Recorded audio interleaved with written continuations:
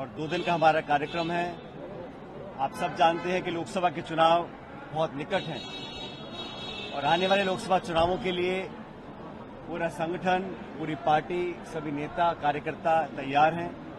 इसी का जायजा लेने के लिए संगठन को और दुरुस्त कर लोकसभा चुनाव के लिए तैयार करने के लिए और पूरे प्रदेश भर में जो कांग्रेस का कार्यकर्ता है उसको नए जोश के साथ चुनावी मैदान में उतारने के लिए हम सब लोग यहाँ पर आए हैं।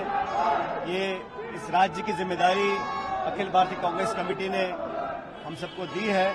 मुझे पूरा विश्वास है कि आने वाले लोकसभा चुनाव में हम दुगनी ताकत से वापसी करेंगे और भाजपा ने जो बातें बोलकर ये चुनाव जीता है उनकी जवाबदेही हम तय करेंगे, उनकी अकाउंटेबिलिटी फिक्स करेंगे और एक मजबूत विपक्ष जो हम लोग हैं उसका एहसास जनता को जरूर होगा।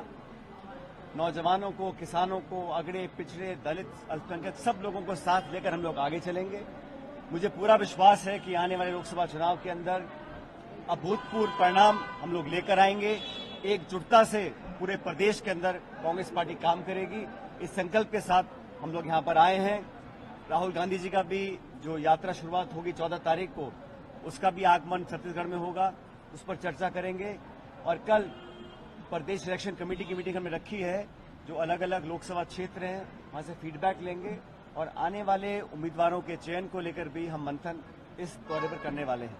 लेकिन आपके इस दौरे से पहले बीजेपी के नेता कह रहे हैं कि आपने राजस्थान में कांग्रेस का फाइट जो है क्रैश किया, छत्तीसगढ़ में भी यही होगा।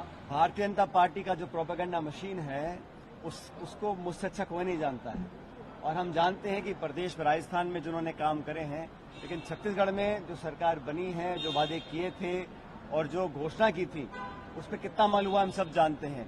भाजपा का केंद्र का शासन 10 साल का हो गया है। इन 10 सालों में आज किसान, गरीब, नौजवान हर वर्ग पीड़ित है।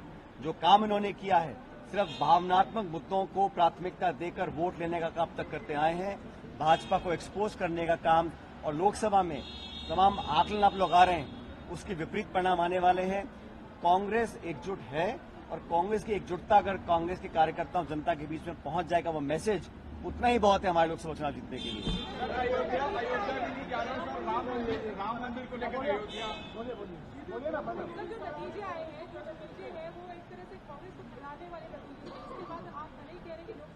नहीं, मैं बात मानता हूं विधानसभा के चुनाव जो परिणाम आए उसकी उम्मीद हमें नहीं थी। हम समझते थे कि हम दोबारा चुनाव जीतकर सरकार यहां पर बनाएंगे। बहरहाल चुनाव में हार जीत होती रहती है, लेकिन इस चुनाव से कांग्रेस कार्यकर्ता कोई पराजित महसूस नहीं कर रहा है, क्योंकि हार जीत राजनीति का 2 पहलू होते हैं। लेकिन हम लोगों को जो सिद्धांतवाद राजनीति हमें करनी है, जो लोगों का संरक्षण को करना है, और छत्तीसगढ़ में मैं मानता हूं कि यहां पर हर गांव, हर ढाणी, हर शहर, हर कस्बे में कांग्रेस का कार्यकर्ता झंडा मौजूद है। हमें उसे एक्टिवेट करना है और समय बहुत कम है लोकसभा चुनाव के लिए, इसलिए आज से हम लोग पूरी तैयारी के साथ जुड़े हुए हैं। नई टीम हमारे पास है, बुजुर्ग अनुभवी नेता भी हैं, नौजवान नेता भी हैं, सबको मिलकर लेकर चलेंगे। और हमारी जो अग्रिम संगठन भी है, महिला कांग्रेस है, यूथ कांग्रेस है, सेवा दल है, NSUI है, इन सबको साथ लेकर आगे से लीड करेंगे और परिणाम कांग्रेस के पक्ष में आएंगे।